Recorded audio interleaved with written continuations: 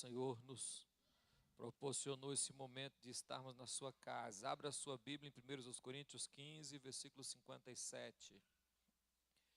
1 Coríntios 15, versículo 57. E em nome de Jesus.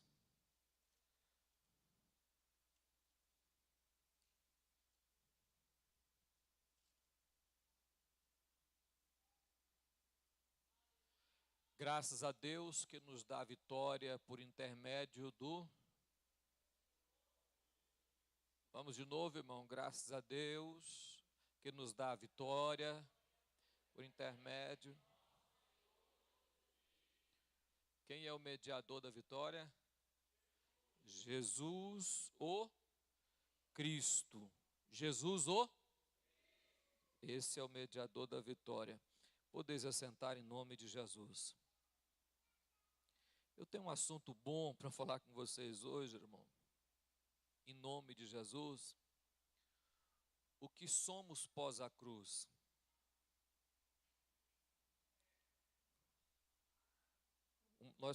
Eu espero, né? A gente tem a esperança de que até chegar na cruz, somos uma pessoa, e depois da cruz, deveríamos, amém? Deveríamos, ou deveríamos, que no futuro, deve ser outra, você está mudo? Deve ser outra, vamos de novo, irmão, pós a cruz, deve ser outra, vamos de novo para você entender isso aqui, pós a cruz, precisamos ser outra, será? Nós estamos muito cristianismo acostumado com o tal do mimimi da vitória. Vitorioso és, na tempestade está. Nós estamos muito acostumados com isso, irmão.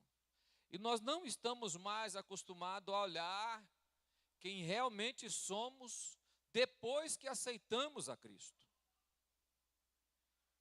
Porque o importante não é o que nós nos achamos, é o que somos realmente. O que nós achamos que somos não muda nada. O que é, aí muda alguma coisa. Porque muitas vezes nós achamos que somos. Estamos quase entendendo que somos. Mas nós precisamos voltar para a palavra ou fazer uma análise no nosso coração para sermos, em nome de Jesus. Porque hoje o valor, muitas vezes, o ter supera o ser.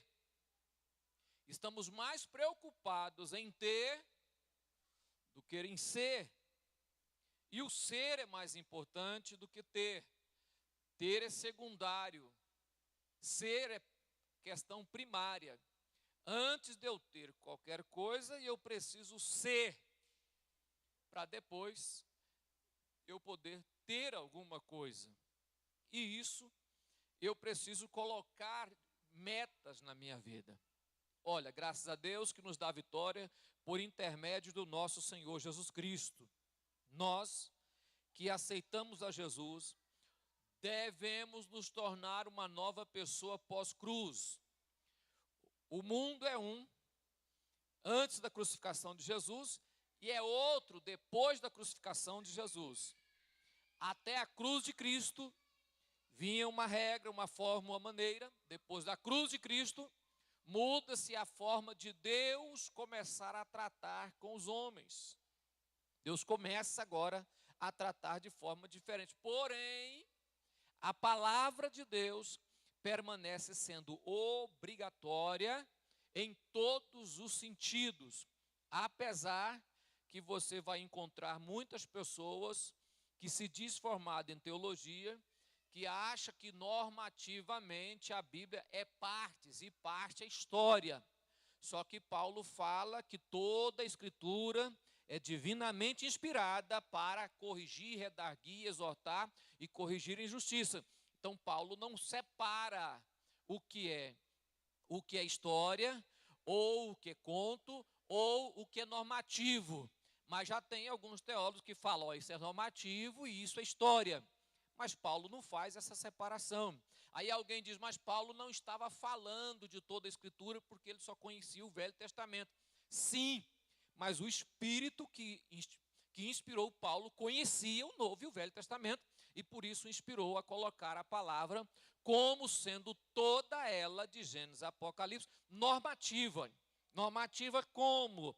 Normativa para ensinar, normativa para regular a nossa vida, normativa para nos transformar através da palavra.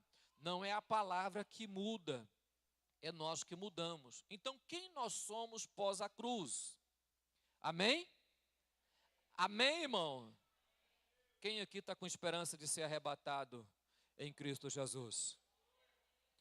Esse deve ser o nosso alvo principal, né? O alvo principal é a volta de... E eminência não quer dizer arrebatamento. Eminência quer dizer que Cristo volte.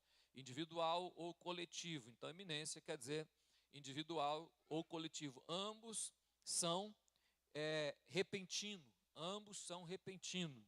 Então, de uma forma ou de outra, todos nós teremos que comparecer diante de Jesus. Então, eu quero ler alguns textos para que você entenda que pós a cruz, nós somos vitoriosos, mas temos obrigações. Primeiro, na cruz se tira o império da lei.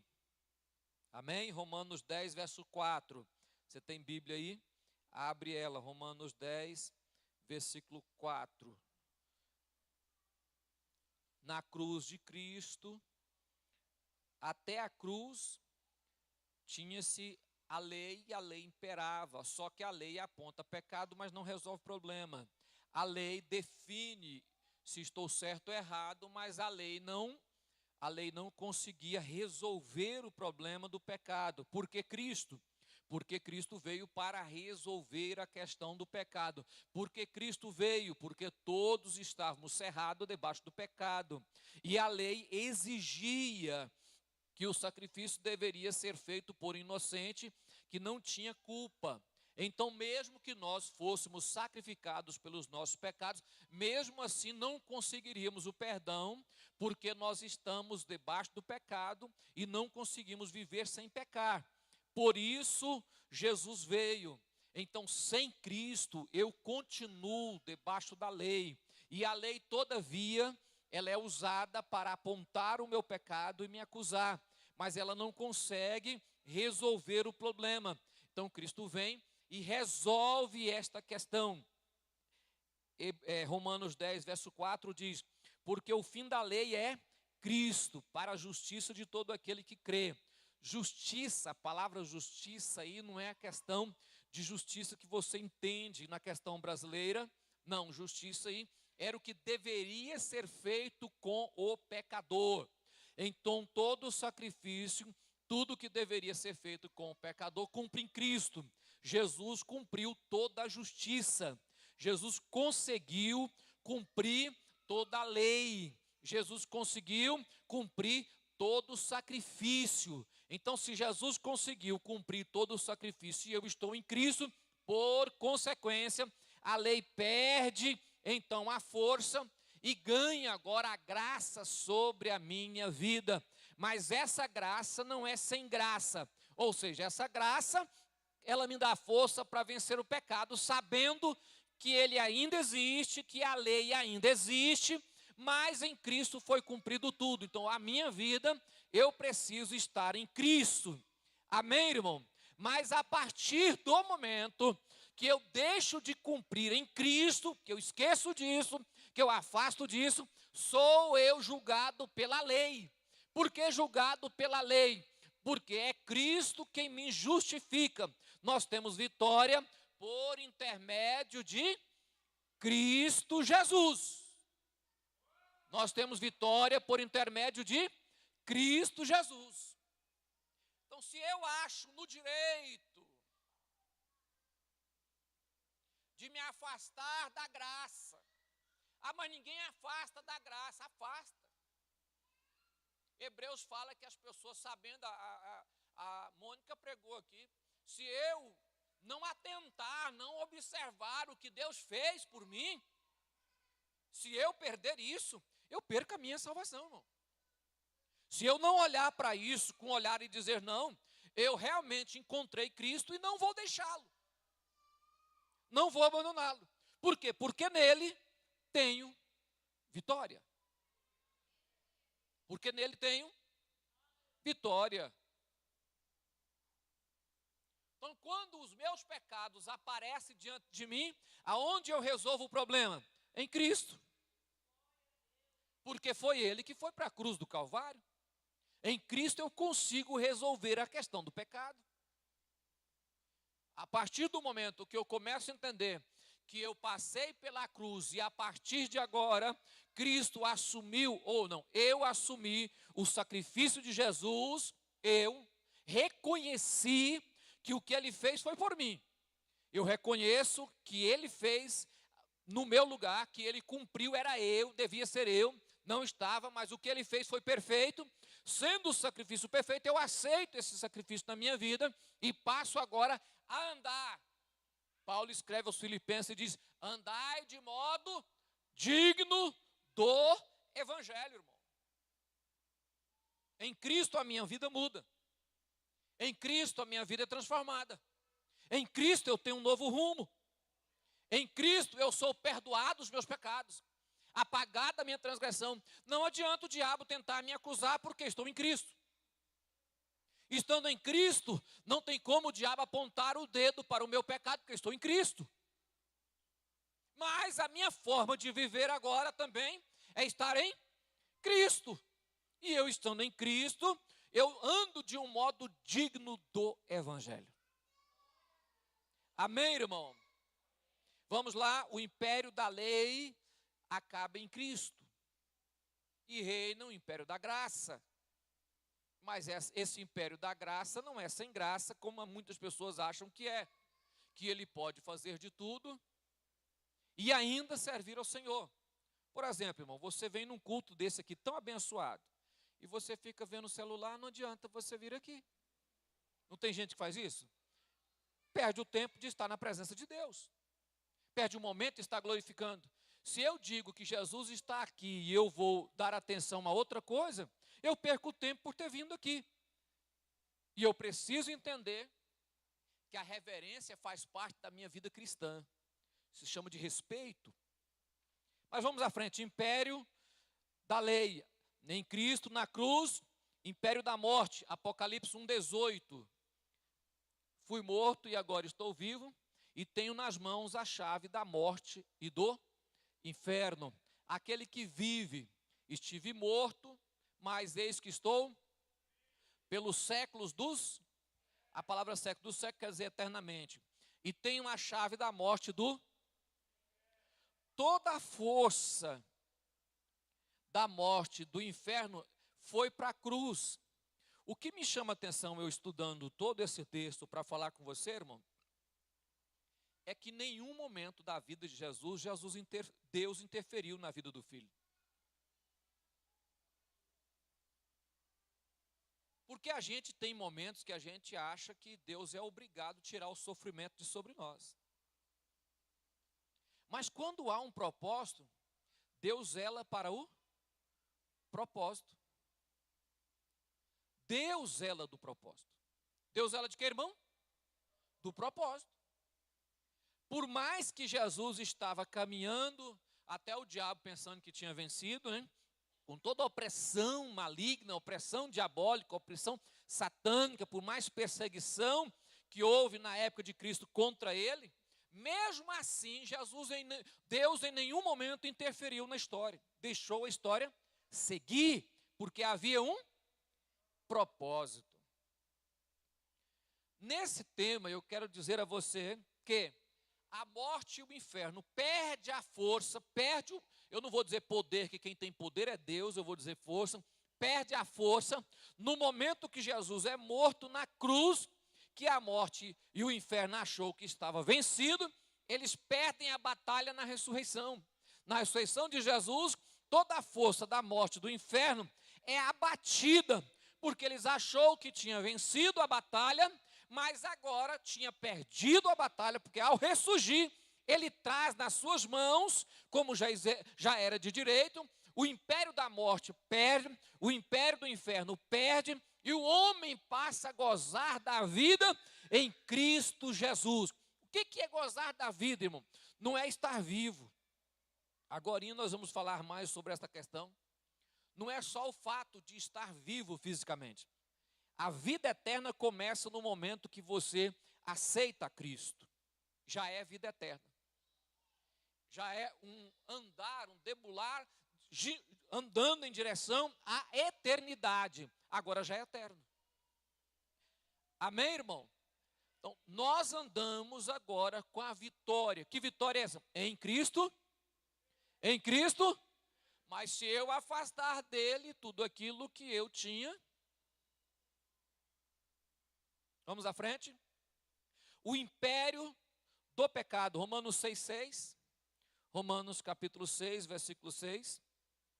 Então, na cruz, o império da lei acaba, o império da morte acaba, o império do pecado. Sabendo isto que foi crucificado com ele o nosso velho, vamos lá, crente bom, olha, foi crucificado em Cristo o nosso velho, foi crucificado em Cristo o nosso velho, mas mesmo assim tem dia que ele amanhece querendo ressuscitar, né? Tem dia que o velho homem acorda mais vivo do que a gente imaginava, né? Tem pessoas que pensam que matou o velho homem, como de repente ele acorda de manhã, o velho homem está do lado dele dizendo, estou vivo aqui e forte ainda. E tem muitas pessoas que deixam de viver uma nova vida para viver uma velha. Olha, tem muitas pessoas que deixam de viver uma nova vida para viver uma velha vida. E eu preciso aprender, se eu já tive vitória em Cristo, não posso mais agora andar derrotado. Eu tenho que andar de vitória em vitória. Deixar o diabo derrotar a minha vida e ressuscitar o velho homem é a mesma coisa de que Pedro fala. É a mesma coisa que lavar um porco. Se você der banho no porco, banhar ele com que boa, banhar ele com sabão em pó, depois banhar ele com perfume, e você deixar ele bem cheiroso e soltar ele, ele volta para onde? Volta para onde? Para a lama. Tem muita gente que gosta disso, irmão. Olha, Pedro fala a mesma questão. É a mesma coisa de você olhar o cachorro. O cachorro, você dá comida boa para ele, ele come. Mas depois ele vomita e come o vômito. Ele vomita e volta lá e come o vômito. Amém, irmão? Tem pessoas que é igual pérola no focinho de porco. Não tem nenhuma serventia. Porque pérola em focinho de porco só vive na lama. Então não adianta ser transformado em pérola, ter um evangelho poderoso, ser um vitorioso, mas viver fuçando lama. Olha para mim, irmão. O velho homem morreu na cruz. No momento que nós vamos lá, ele morre. Para que o corpo do pecado seja... Lê o texto. Para que o corpo do pecado seja... O corpo do pecado seja... Para que o corpo do pecado seja... E não servimos. Nós não somos mais escravos do pecado. E ele não pode governar a nossa vida. E nem determinar que tipo de pessoa eu devo ser. Ele precisa ser derrotado. E tem muita gente, muito cristianismo, muitos crentes, muitas pessoas que aceitaram a Cristo, mas ainda não conseguiu matar o velho homem. Não conseguiu destruir o pecado. Apagar o corpo do pecado. Um tempo debaixo de outro tempo faz com que a pessoa volte a servir ao pecado. Olhe para mim, irmão. Nós já fomos libertos pelo sangue do Cordeiro. Lavado e remido do sangue de Jesus. Se você tem dupla ciência ou duplo conhecimento, gosta dos dois lados, um dos lados que não resolve é o lado do cristianismo. Por quê, pastor? Porque viver perto do céu e entrar no inferno é a pior coisa que já existe, irmão. Até você conhecer o céu, ir para o inferno é fácil. Você não conhece o céu. Você não conhece a presença de Deus. Não conhece a glória de Deus. Não conhece o prazer da presença, o prazer do louvor, o prazer da adoração, o prazer da oração, o prazer de ler a Bíblia. Você não conhece. Então, até você não conhecer, então conhecer o inferno vira mel, irmão. É um prazer. Festa é prazer, alegria, beber é prazer, fumar é prazer, e a pessoa prostituir é prazer, adulterar é prazer, fornicar é prazer, tudo isso vira prazer. Mas quando você conhece o céu, conhece o prazer de ter oração, o prazer da presença, o prazer do louvor, então quando você olha para o inferno, você imagina que lá não presta. Agora imagina o seguinte, você ter tudo e depois entrar no inferno.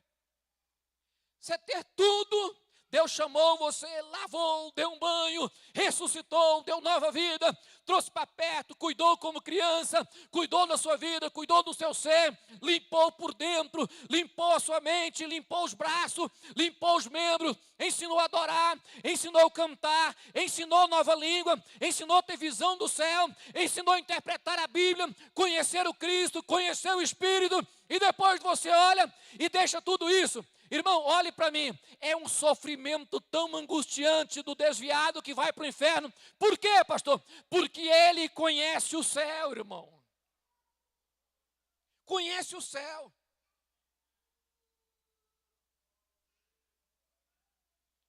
Sabendo isso, que com ele, o nosso velho homem, para que o corpo do pecado seja destruído, e não servimos mais o pecado como escravos. O império do pecado morre na cruz de Cristo. Nós não pecamos porque somos obrigados, nós pecamos porque gostamos dele. O pecado não tem força sobre a nossa vida, não tem. Por quê? Porque a graça de Deus entrou, tirando a força do pecado e deixando a escolha. Olha para mim, o Senhor te chamou e disse, olha, você é vitorioso em Cristo, você é vitorioso em Cristo, eu te chamei para vencer, em nome de Jesus.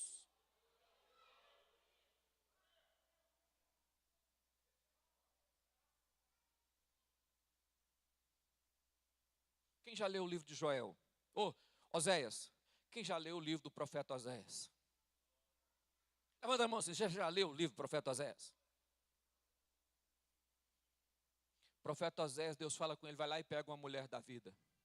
Ah, você não lembra? Mulher da vida é no meu linguajar lá atrás, né? Pega uma prostituta. Oséias vai lá e pega ela, casa com ela. Oséias vai e casa.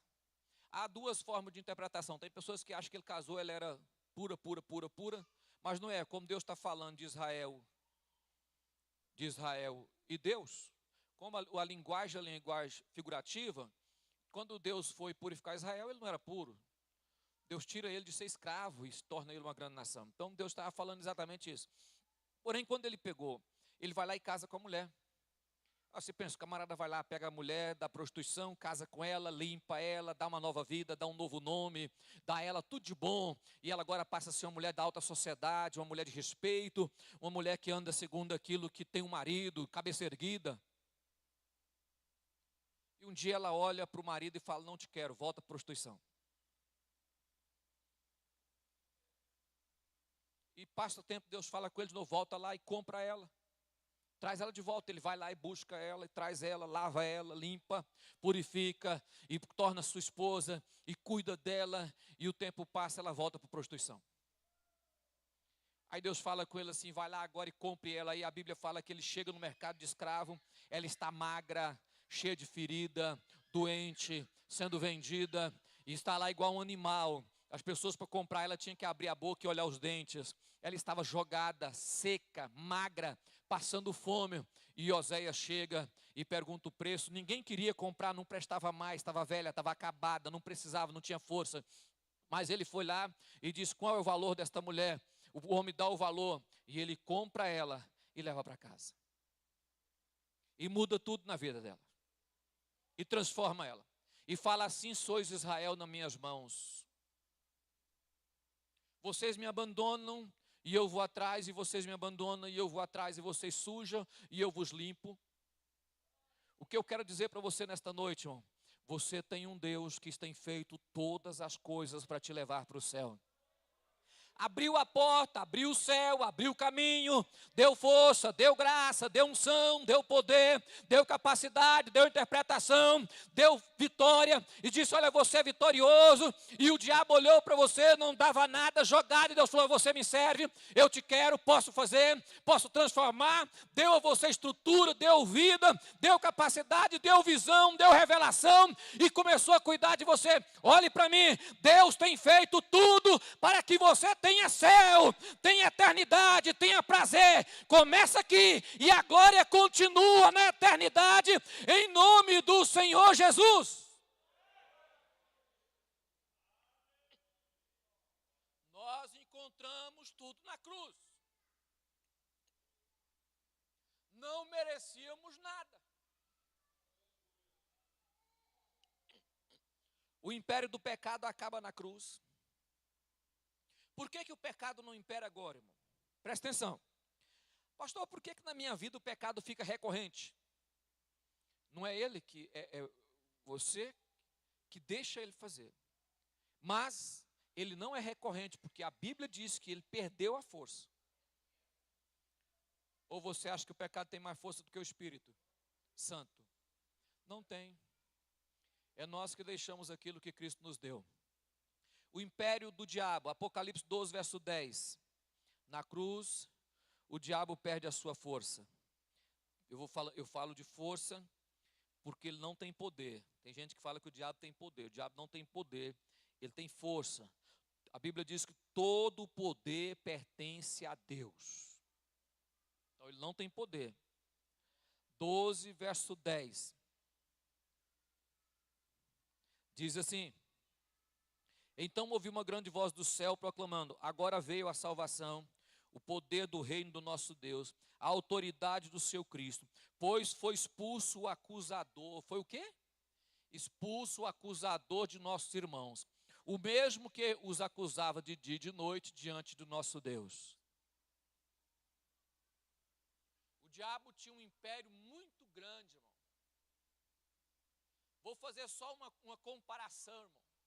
É você diante do juiz e o diabo é o promotor. Tem o prazer de apresentar os seus defeitos, apresentar os seus erros, apresentar os seus pecados, apagar a sua visão. O diabo tinha prazer de chegar diante de Deus falando: está vendo isso aqui? Está vendo Jocelino, criatura sua? Foi o Senhor que criou ele. Olha a peste que ele é. O diabo apresentava diante de Deus constantemente. Mas quando vai na cruz de Cristo, ele perde a força de acusação. Por quê, irmão? Porque agora o Cristo que ele, agora o Celino que ele tinha visão, agora ele vê Cristo vencedor. Em Cristo somos mais do que vencedores, em Cristo Jesus. O diabo é aquele que te acusa pelos seus pecados. Cristo é aquele que diz: está perdoado em nome do Senhor Jesus. Quantas vezes nós somos acusados pelo diabo e sofremos acusações dia e noite e não entendemos que nós somos vencedores.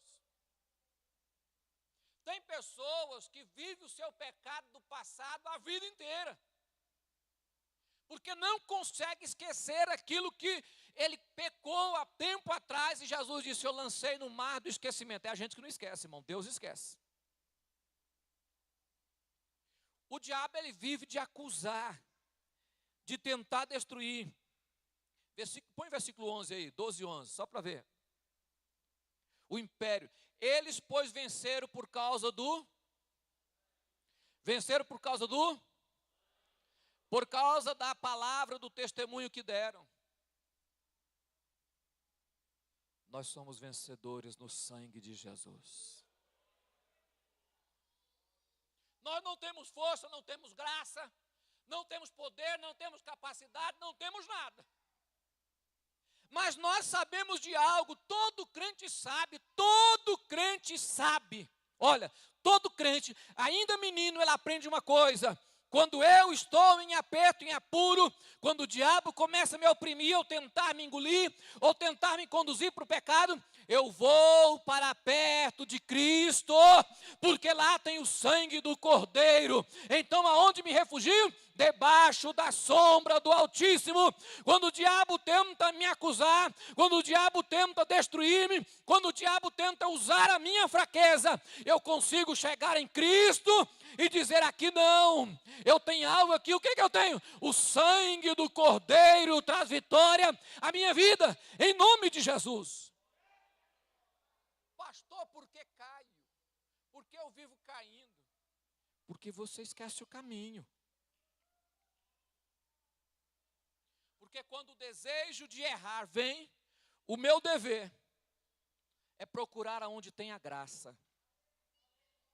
É procurar aonde tem a graça.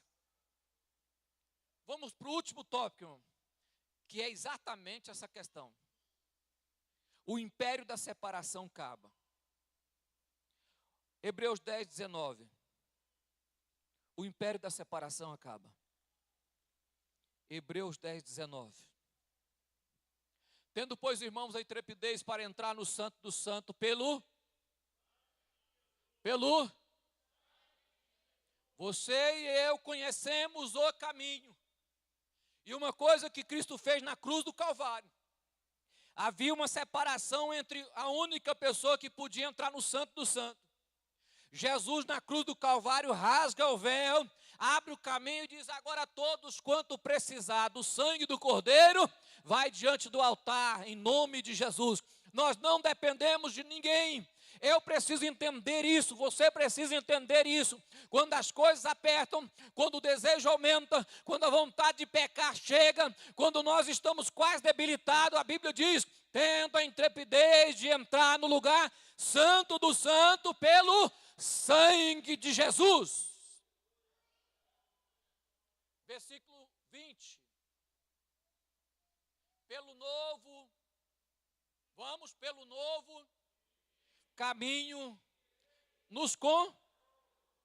pelo véu, isto é, pela sua, versículo 21, tendo grande sacerdote sobre a casa de Deus, o Cristo, 22, aproximemo-nos. Todos que estão aqui sabem o que está acontecendo conosco agora, século 21, igreja contemporânea. Conhece tudo menos o altar. Sabe da lei, sabe da estrutura, sabe da palavra, sabe da interpretação, tem conhecimento, abre o Pai Google, ou abre o Zap, abre os vídeos na internet, vê pastor convertido, pastor desviado, e lê, ouve, entende, sabe tudo, mas não conhece o caminho do altar. Nós temos a oportunidade de poder dobrar o joelho e chegar diante de Deus e dizer: Senhor, eu preciso de força, vim buscar a graça, vim apresentar-me diante do Senhor, porque preciso do Senhor para continuar caminhando em nome de Jesus. Nós não somos derrotados porque não sabemos. Somos derrotados porque esquecemos de onde temos vitória. A nossa vitória está em? A nossa vitória está em? Quer vitória? Vai para debaixo do altar, irmão. Vai para perto do altar, coloque a mão na ponta do altar e pede misericórdia. Olha o que ele diz: aproximemo-nos com o coração, com um sincero coração, plena certeza, tendo o coração purificado da má consciência e lavado o corpo com água pura da palavra. Eu e você conhecemos o caminho de não perder a batalha. O que fazemos? Esquecemos disso. Esquecemos disso. Somos vitoriosos, hein? Vá. Está difícil? vai conversar com ele. O pecado rodeia, o diabo tão de perto rodeia como um leão, rugindo como um leão, buscando a quem pode tragar. Você se entrega? Não. Você vai para debaixo do altar. Você vai para onde? Para debaixo do altar. Olhe para mim, irmão. Olhe para mim. Não destrua o que você vem construindo. Levante. Quando você observar que a sua vida está querendo destruir tudo aquilo que você vem construindo, olhe bem. Não foi fácil chegar até aqui. Tem gente que até canta esse hino, né? Não foi fácil, Senhor, chegar até aqui. Então eu olho para trás e digo, não, eu não vou destruir, eu vou aproximar mais. Olhe para mim, chegue mais perto de Deus e continue caminhando. A oferta é boa, o prato é bom, o pecado é doce, o final dele é amargo. Mas para você, deixa eu dizer uma coisa para você, a melhor coisa: presença de Deus, glória de Deus, ação de Deus, poder de Deus, palavra de Deus, unção de Deus, maravilha do Senhor, o céu. Eu já cheguei até aqui, não vou deixar voltar para trás e perder tudo que eu construí. Vamos colocar de pé, irmão.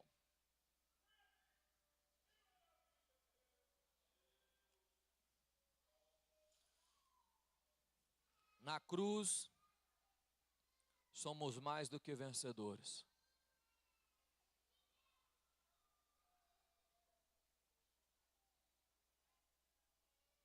Pegue na mão do seu irmão e olhe a sua vida. Você pega na mão do irmão, não olha a vida dele, não, olha a sua. Para de olhar a vida dos outros, rapaz, olha a sua vida.